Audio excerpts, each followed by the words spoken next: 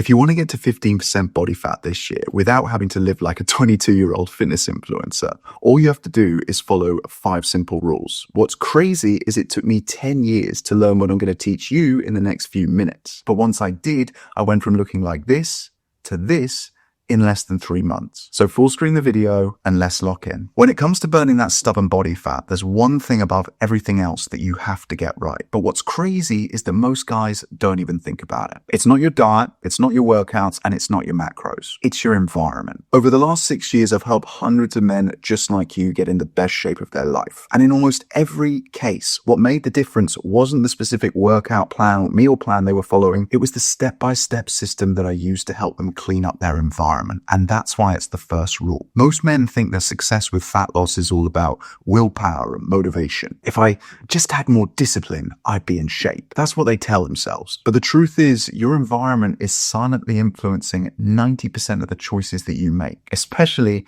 when you're not in the habit of making good ones. A lot of guys are quick to blame their genetics, but they just load the gun. It's your environment that pulls the trigger. And if your environment is working against you, every single decision, from what you eat to whether you work out or not, becomes a fight. But if your environment works for you, fat loss happens on autopilot. The easiest place to start with this is your physical environment, what's around you, whether that's your home, your office, or even your car. So after this video, the very first thing that I want you to do is go through your fridge, go through your cupboards, and throw out anything that isn't serving you. The goal is to remove any foods that tempts you or triggers you into a binge, because you might be motivated right now, but in 3 weeks' time, when it's a cold, dark, rainy Tuesday morning, trust me, that ice cream is going to look damn appealing. Doing this now means you'll make better food choices automatically when it's hard. You want to place a physical barrier between you and the food that you know is holding you back. Because out of sight is a very simple but powerful framework. Once that's done, it's time to clean up your digital environment. And the best place to start, you guessed it, is with your phone. There's a common saying that you are the sum of the 5 people that you spend the most time with. But that saying, which originally comes from a Harvard study, has been watered down and diluted over the years. The truth is, the study never actually said that you're the sum of the 5 people you spend the most time with. It said that you're the sum of your reference group. And nowadays, whatever you're scrolling on social media is your reference group. But the brutal truth is that the algorithm doesn't give a toss about your goals. It itself has one goal: to keep you on the platform. These social media companies make money by charging advertisers to get eyeballs, your eyeballs, on their products. So if they can go to Coca-Cola and say, hey, look, we've got 1 billion people spending 6 hours a day on our platform, they're going to be able to command more money. So their singular goal is to keep you hooked on their platform. So the algorithms that they've engineered will feed you whatever you're scrolling on, even if it's killing your progress. So if you find yourself feeling worse every time you come off of social media, which I expect is at least 50% of you, it's time for a hard reset. You have to hack your own algorithm by mass unfollowing, muting, and hiding all the negative content. And then you want to start retraining your algorithm by following and engaging with really positive, inspiring, uplifting content. Having junk on your social media feed is literally the exact same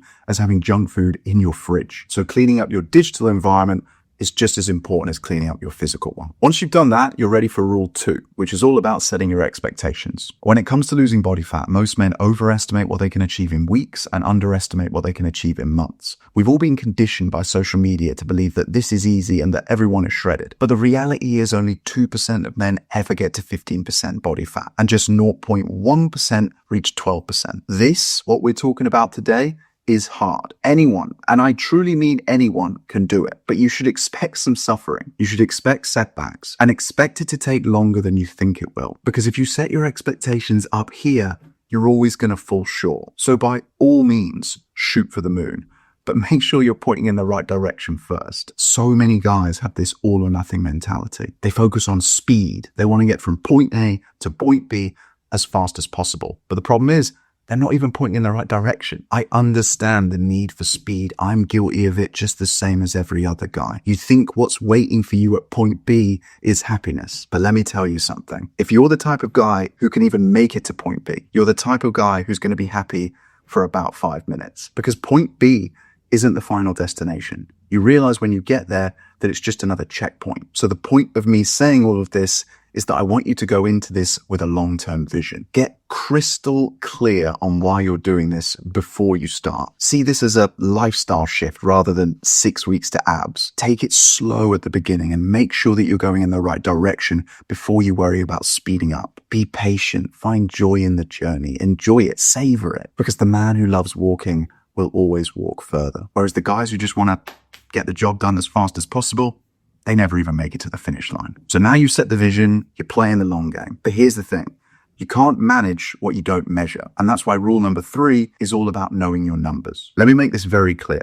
You don't need a diet to hit 15% body fat, but you do need to know your numbers. And the most important number is your calorie target. Diets don't work because they're magical. They work because they create a calorie deficit. But the problem is that most diets take away your control and force you into restriction. They tell you what you can and can't eat or when you should eat. And that's fine at first, but it only lasts for about 2 weeks. After that, you naturally start wanting what you've been told you can't have. And then you start counting down to the end, counting down to the finish line. And as soon as you reach that end point, you just binge and gain it all back. The other problem with these diets is that most people think that if they're not on them for the rest of their life, they're going to go back to the old version of themselves. So the goal isn't to be on a diet. The goal is to control your intake without needing one. So the very first thing that you need to do at this stage is to calculate your calorie deficit target. Now you've got 2 options at this stage. You can either take your goal body weight, not your current weight, your goal body weight in pounds, and multiply that by 12, and that's going to give you a rough estimate. Or you can use my free calorie calculator, which I've linked under this video, and that's going to give you a much more precise number. Then you want to start tracking what you eat. Don't worry,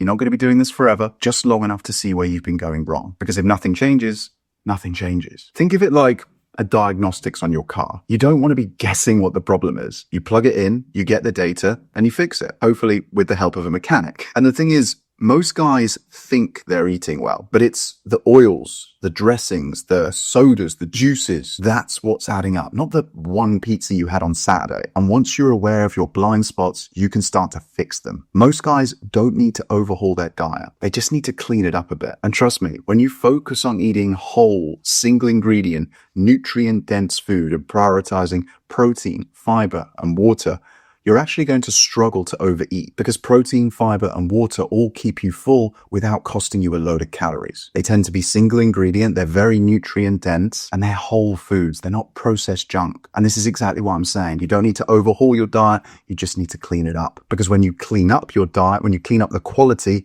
the quantity gets much easier to manage. But here's the kicker. You don't need to cut out all your favorite foods. In fact, I don't want you to do that. You just need to manage them a little bit better. And the tracking really helps with that. Great example, I have chocolate every single day without fail. Why? Because I like it. It makes the process enjoyable and sustainable. And when I have it every single day, when I cheat on my diet every single day, I don't feel like I need to binge at the weekends. Think of it like releasing a pressure valve. When you allow for moderation, there's no build-up. There's no cheat day to look forward to because you're cheating on your diet every single day. This isn't about restriction, it's about awareness. Because when you know your numbers, everything else gets easier. Fat loss stops feeling like guesswork and starts feeling like a process that you're actually in control of. So pause the video right now, go ahead, click the link under the video, use my free calorie calculator, and I'll send you your results straight away. But here's the thing. The energy balance equation has 2 sides. Creating a deficit isn't just about eating less. It's also about moving more. That is how we create a bigger deficit. But I'm not talking about long runs on the treadmill. You don't even have to go to the gym if you don't want to. I'm talking about moving strategically. And that's rule number 4. Because the truth is, when it comes to burning calories and body fat, the number 1 exercise that you can do is walking. Now, I doubt that's the first time you've heard this. By now, we all know that we should be getting our steps in. But I'm banging on this drum because the average guy is still only getting 30,000 steps a week. So you might think you're moving enough, but when was the last time you actually checked your data? I'll be honest, I slipped up on this until recently. In fact, I'll put my step count on the screen right now so you can see for yourself. You could have strapped me to this seat, hooked me up to a lie detector test, and I would have sworn that I was hitting 10,000 steps a day. But in reality, I was nowhere near it. The point is, it took me to actually look at my numbers, look at my data, to realize where I was messing up. But this is what's so great about data. It doesn't lie and it holds us accountable. A walk after dinner might not feel like a fat burning session, but it's one of the best tools that you've got. 30,000 steps a week means that the average man is only on his feet for 40 minutes a day. Honestly, that's pathetic. We're all busy. But that's no excuse. So let me show you just how powerful this habit can be. If you commit to walking 7,500 steps a day, you'll burn an extra 300 calories a day. But if you bump that up to 10,000 steps a day, you'll be walking the equivalent of 70 marathons a year. And that adds up to 41 pounds of body fat just from walking. Focusing on your step count is such a high leverage habit because it's one action that has so many downstream benefits, not just for your physical health, but for your mental health too. Because a little known benefit that most guys don't know about walking is that it activates a part of your nervous system called the parasympathetic nervous system. This is your rest and digest mode, and it's when fat loss actually happens. This is where your body repairs itself, and it's where your hormones work properly. It improves insulin sensitivity, it removes systemic inflation, and it even helps your digestive system function better, which means fewer cravings, better nutrient absorption, and less bloating. And it brings your cortisol levels down, your stress hormone, which is very important because it helps us with the fifth and final rule,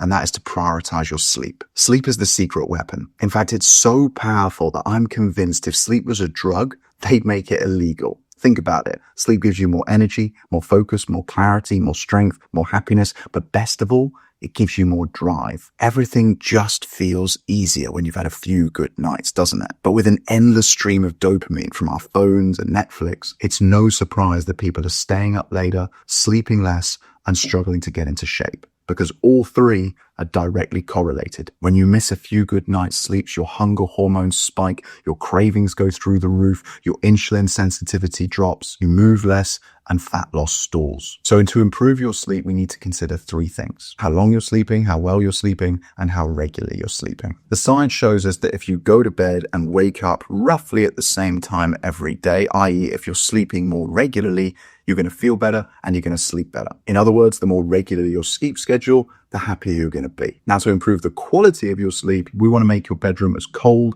dark, quiet, and well ventilated as possible. So get yourself on Amazon and add these three things to your cart: blackout blinds, a fan, and earplugs. None of them are going to break the bank, but they're all going to have a massive impact on the quality of your sleep. And for ventilation, as long as it's safe for you to do so, I'd encourage you to sleep with the bedroom door open. I'd also recommend you follow something called the 3-2-1 rule, where you stop eating 3 hours before you go to bed, you stop drinking 2 hours before you go to bed, and you come off your screens, your phones, your laptops, and your TVs 1 hour before bed. You see, to get into a deep sleep, our heart rate needs to be at a resting level. But eating is a metabolic process that raises our heart rate. It requires time and effort for your body to digest that food. So give it that time. Drinking obviously fills your bladder. So if you cut it out 2 hours before you go to bed, you're far less likely to get woken up by your body in the night. And blue light from screens affects your body's ability to produce melatonin, which is your sleep hormone. And then lastly, to make sure that you're getting enough sleep, and I appreciate the whole 7 to 9 hours is pretty unrealistic for most people, but if you get 7 hours of high quality sleep, you're going to be golden. What you want to do is set yourself a bedtime alarm. Now, this isn't actually the time that you're aiming to go to sleep or even get into bed. What this really is a trigger to start your wind down routine. So what you want to be doing is setting this for an hour before you want to be going to sleep. This triggers your body and your brain to start winding down. It sends signals to your body, to your brain as well, that you want to start getting ready to go to sleep. Now, the time you set your bedtime alarm is actually going to depend on the time you want to wake up the next day. If you want to wake up at 7 a.m., let's say, you want to be asleep, not in bed, but asleep at 11:30, midnight, absolute latest. So I would probably set my bedtime alarm for 9:30 or 10. Again, you've got to use a little bit of common sense here, but I promise you, this is a game changer. Now, you might have noticed something. I haven't even talked about exercise yet, and that's on purpose because most guys start with the workouts when they should be finishing with them. You can get lean without training like a maniac, but the right workouts will speed things up, build muscle under the fat, and keep the fat off for good. So if you're ready to take that next step, check out this video next where I break down the #1 fat burning workout for guys over 35 who want to get down to 15% body fat. I'll see you in the next video.